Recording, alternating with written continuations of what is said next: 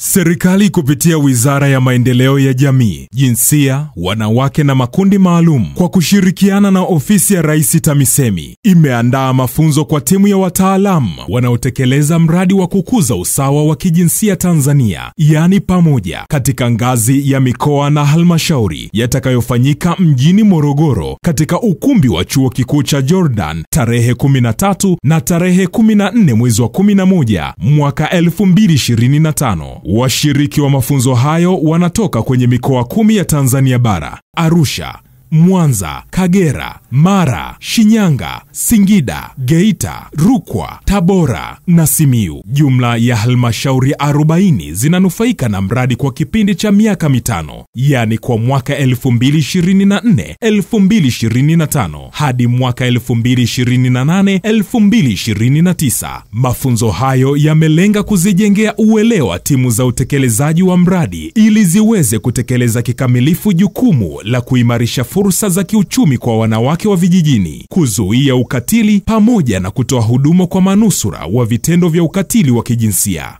Pamoja tunajenga Tanzania yenye usawa wa kijinsia na maendeleo endelevu.